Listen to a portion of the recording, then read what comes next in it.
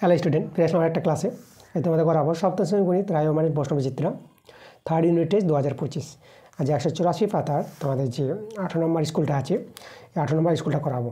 এর আগের 1 থেকে 17 নম্বর স্কুল দেওয়া হয়ে গেছে, যারা দেখুনি আগের ক্লাসগুলো ভালো করে দেখানো।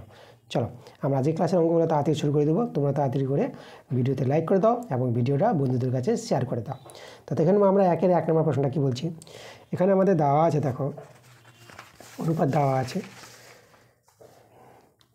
অনুপাত সমানুপাত ডবল/2 সমানুপাত। তাহলে তোমরা এই যে 4:8 আছে না, তোমরা 4/8 করতে পারবা, ডবল/2কে সমান সমান লিখতে পারবা। 6:x তা 6/x, এখান থেকে তোমরা এক্সের মানটা পেয়ে যাবে সহজে সমাধান করে। দেখো 4 2 8, এখানে কিন্তু 1 আছে, তাহলে বর্গগুণ করে নাও, এক্স একে এক্স আর 6 দিয়ে 12, এক্সের মান 12 আমাদের বি নাম্বারটা। এবার দেখো এর মানটা কত হবে, দেখো -2 আর মাইনাস মাইনাসে +4, তাহলে আমরা কত পেয়ে যাবো, এটা 4 থেকে 2 চলে গেল, তাহলে 2। তাহলে আমাদের দেখো এই যে ডি এর মানটা কিন্তু আমরা এই যে অপশানটা এর মানটা কিন্তু ডি হবে +2। এই যে 4 বড় তো প্লাস চিহ্ন দিতে পারো, না দিলেও হবে এখানে। আচ্ছা, এত সময় কত, দেখো এটাকে তোমরা এই যে পাওয়ারটা সমান আছে, তাহলে XY দিয়ে পাওয়ারটাকে বাইরে লিখতে পারবা, এই যে XY দিয়ে পাওয়ারটাকে বাইরে, তো বি নাম্বার অপশানটা হবে। এক্সের মান দেওয়া আছে, তাহলে এই রাশির মান কত হবে, তাহলে এখানে যদি আমরা বসিয়ে দিই রাশিটাতে, সলভ করে এক্সের মানটা পেয়ে যাব। দেখো 3 গুণিত এক্সের জায়গায় বসাবো -2, তাহলে এখানে -2, ঠিক আছে, s² এক্সের মান -2 আর স্কোয়ার -2। 3 গুণিত, দেখো মাইনাস স্কোয়ার আছে, তা মাইনাসটা প্লাস হয়ে যাবে। পাওয়ার যদি জোড় সংখ্যা হয় মাইনাসটা প্লাস করে দেবা, এখানে যদি 4 হয় তাহলে মাইনাসটা প্লাস হবে, যদি 6 হয় মাইনাসটা প্লাস হবে। পাওয়ারটা বিজোড় সংখ্যা হলে যদি 3 হতো তাহলে মাইনাসটা মানে বেরিয়ে যাবে, ঠিক আছে, মাইনাসে থাকবে। যদি 5 হতো পাওয়ারটা, তখনও মাইনাসে থাকবে। এই জন্য জোড় সংখ্যাতে আমরা মাইনাসকে প্লাস করে দিলাম। আর 2 এর স্কোয়ার 2 দিয়ে গুণ 4 -2, 3 4 12, 12 থেকে 2 বাদ, তাহলে 10, তার মানটা আমরা 10 পেয়ে গেলাম, বি নাম্বার অপশানটা। পরের প্রশ্ন 5-এর প্রশ্নটা দেখো, এখানে আমরা এদিকে a-b তার হোল স্কোয়ার আছে, এখানে আমরা সরল করে নিই, পূর্ণবর্গের প্রকাশ করে নাও, a² মাইনাস এটা তোমরা 2ab বলতে 5 প্লাস b² করতে পারবে তোমরা, a - b তার হোল স্কোয়ার, এটাকে তোমরা a - 5 তার হোল স্কোয়ার। দেখো a² - 2ab plus b² a - b whole square সূত্রটা লক্ষ্য করে, এখানে b এর জায়গায় 5 বসে আছে, b এর মান বের করতে বলেছে, b এর মান কিন্তু 5। দেখো তাহলে b এর মানটা ধনাত্মক মান, যেটা আমাদের বলেছে b এর মানটা 5 হবে। ওকে, 6 নাম্বারটা, দুটি সমান্তরাল সরলরেখার ছেদকের একই পাশের অন্তঃস্থ কোণ দুটির সমষ্টি। আগের ক্লাসে তোমাদের দেখালাম, এটা সবসময় কী হবে, 180 ডিগ্রি হয়ে যাবে। 7 নম্বর প্রশ্ন। আচ্ছা, 7-এর প্রশ্নটা দেখো আমাদের কি বলেছে, একটি সামুদ্রিকের ঘূর্ণন প্রতিসম কোণ, সামুদ্রিকের ঘূর্ণন প্রতিসম কোণ তোমাদের বলে দিই, সেটা তোমরা পেয়ে যাবা 180 ডিগ্রি। এটা আমি দেখিয়েছি অনেকবার, ছবি এঁকে বুঝিয়েছি, ঠিক আছে। সামুদ্রিকের ঘূর্ণন প্রতিসম কোণ 180 ডিগ্রি। 8 নম্বর, সুষম বহুভুজের ঘূর্ণন প্রতিসম কোণ যদি 60 ডিগ্রি হয় তার বাহু সংখ্যা। দেখো ঘূর্ণন প্রতিসম কোণ জানা থাকলে তুমি বাহু সংখ্যা বের করতে পারবা। 360 ডিগ্রিকে সেই ঘূর্ণন প্রতিসম কোণটা দিয়ে ভাগ করে দাও, বাহু সংখ্যা পেয়ে যাবা। এটাকে কেটে যাবে, 6 6 36, দেখো 6 পেয়ে যাবো, বাহু সংখ্যা 6টি। আমরা চলে যাবো পরের প্রশ্নগুলোতে। দেখো 1-এর আমরা 8 নম্বর আমরা এখানে করালাম, এবার 1-এর 9 নম্বর। চলো 1-এর 9 নম্বর প্রশ্ন আমরা চলে আসবো। এই যে 1-এর 9 নম্বর প্রশ্ন। তো এখানে আমাদের বলেছে রম্বস একটি বিশেষ ধরনের সামুদ্রিক, অনেকবার আমরা বলেছি, আলোচনা করেছি ছবি এঁকে, যে রম্বস হলো এক ধরনের সামুদ্রিক, ঠিক আছে।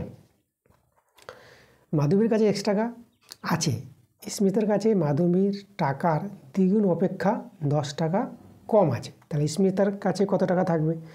দেখো এখানে মাধবীর কাছে কিন্তু x টাকা আছে, আর স্মিতার কাছে মাধবীর টাকার দ্বিগুণ, মাধবীর টাকার দ্বিগুণ বলতে 2x, দ্বিগুণ অপেক্ষা 10 টাকা কম আছে, তাহলে 10 বিয়োগ করে দাও। এই যে আমাদের রাশিটা, আমাদের সেই রাশিটা কিন্তু তৈরি করতে বলেছে 2x - 10, 2x - 10 ডি নাম্বার অপশানটা। এবার চলে আসবো 2-এর প্রশ্নগুলো। 2-এর 1 নম্বর উৎপাদকে বিশ্লেষণ করতে বলেছে, আমরা মিডিল ফ্যাক্টর করে নেব।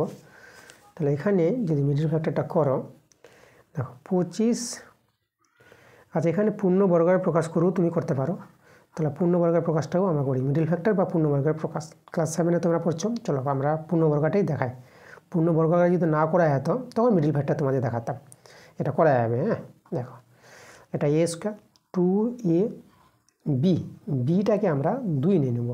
দেখো এটা সলভ করো, এখানে 20 পেয়ে যাবা, আর এটা 2 স্কোয়ার, যেটাকে ভেঙে এটা আমরা লিখতে পারবো। এটা ভাঙলে এটা হবে, এটাকে গুণ করে এটা পাবা, আর এটা 2 স্কোয়ারে 4 পেয়ে যাবা। তাহলে এটা তোমরা লিখতে পারবা 5x - 2 তার হোল স্কোয়ার। উৎপাদকে বিশ্লেষণ স্কোয়ার আছে, 2 লিখে দাও তোমরা, একবার এই যে 2 বার। দেখো আমাদের অ্যান্সার হয়ে গেছে। কিছু পরিমাণ খাদ্য 12 জন লোকের 20 দিন যদি চলে, ওই খাদ্য 40 জন লোকের কত দিন চলবে? এই প্রশ্নটা আমরা আগের ক্লাসে এই প্রশ্নটা হয়েছে, তবু তোমাদের আমি দেখাই।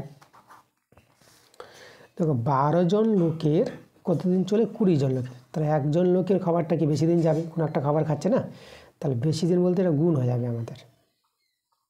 আর কতজন লোক? 40 জন লোকের। তো 40 জন লোকের কিন্তু কম দিন যাবে, কম দিন মানে এটা ভাগ করে নেবা, 20 × 2 = 40, 2 × 6 = 12। দেখো 6 দিন যাবে আমাদের। কত দিন চলবে? 6 দিন। আচ্ছা এখানে সমীকরণের বীজ বলতে এক্সের মান, তো এক্সের মান তোমরা সহজে বের করতে পারবা। চলো আমি তোমাদের দেখাচ্ছি এক্সের মানটা। দেখো এটা 2x = 23, এই যে -3টা এদিকে +3 হয়ে যাবে, 2x এটা যোগ করো, এটা পেয়ে যাবে 26। এভাবে 2 দিয়ে কাটাকাটি করতে পারবা।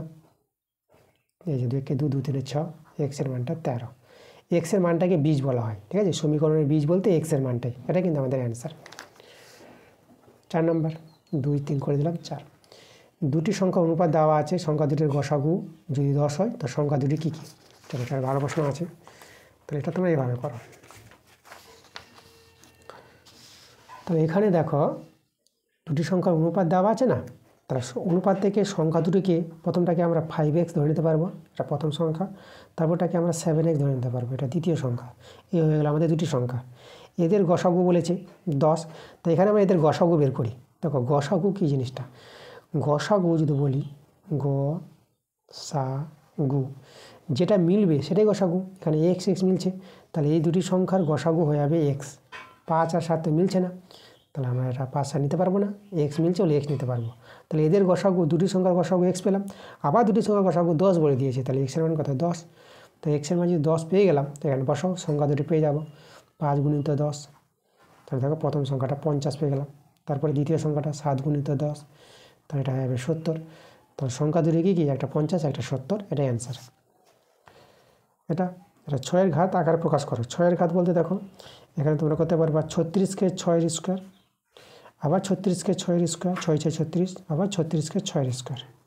এবার দেখো একটা 6 রেখে পাওয়ারটি যোগ করে নাও, 2 2 2, এখানে কত হবে? 2 2 4, 4 2 6, তো 6-এর পাওয়ারে 6।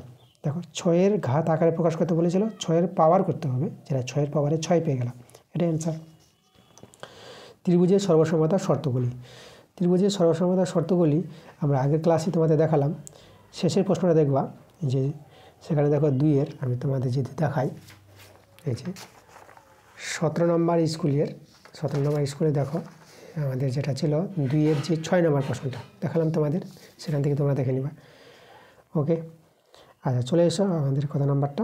7 নম্বর প্রশ্নটা। দেখো একটি 75 মিটার লম্বা ট্রেন 5 সেকেন্ডে একটি ইলেকট্রিক পোস্টকে অতিক্রম করে ট্রেনটির গতিবেগ আমাদের বের করতে বলেছে। আচ্ছা দেখো এখানে তোমাদের জানতে হবে, একটি পোস্ট, ইলেকট্রিক পোস্ট আছে, একটি পোস্টকে অতিক্রম করা মানে ট্রেন নিজের দৈর্ঘ্যটাকে অতিক্রম করা, তাই না? তাহলে এখানে দেখো ট্রেনটির গতিবেগ বের করতে বলেছে না, তা ট্রেনটির গতিবেগ দেখো আমরা পেয়ে যাব, মানে 5 সেকেন্ডে নিজের দৈর্ঘ্যই যাচ্ছে। একটা ইলেকট্রিক পোস্টকে অতিক্রম করে মানে নিজের দৈর্ঘ্যটা অতিক্রম করছে, তাহলে 5 সেকেন্ডে কত যায়? 5 সেকেন্ডে যায় 75 মিটার। তাহলে 1 সেকেন্ডে কত যাবে? ঠিক আছে, 1 সেকেন্ডে কত যাবে এটাই কিন্তু গতিবেগ। তাহলে 75/1 সেকেন্ডে কম যাবে, 75/5 মিটার। এটা কাটাকাটি করে নাও, কাটাকাটি করে 15 পেয়ে যাবে, তাহলে 15 মিটার। তাহলে যে ট্রেনটির গতিবেগ বলেছিল, ট্রেনটির গতিবেগ ছিল, তোমরা লিখে দিবা 15 মিটার পার সেকেন্ড। এই যে সেকেন্ডে যাচ্ছিল, মিটার পার সেকেন্ড, ঠিক আছে, সেকেন্ড, এইভাবে গতিবেগ লেখা হয়, ঠিক আছে, 15 মিটার পার সেকেন্ড। এরপরে বড় প্রশ্নগুলো। আচ্ছা, বড় প্রশ্নগুলো যেটা বলেছি, বড় প্রশ্নগুলো ক্লাস খুব তাড়াতাড়ি চলে আসবে, অবজেক্টিভগুলো শেষ হয়ে গেলেই বড় প্রশ্ন ক্লাস নিয়ে আসবো তোমাদের। তো এই ছিল আমাদের আজকের ক্লাসের অঙ্কগুলো। ক্লাসটা ভালো লাগলে অবশ্যই তোমাদের ভিডিওতে লাইক এবং ভিডিওগুলো বন্ধুদের কাছে শেয়ার করে দিতে হবে। আবার পরবর্তী ক্লাসটা তাড়াতাড়ি আসবে। তোমরা সবাই ভালো থেকো।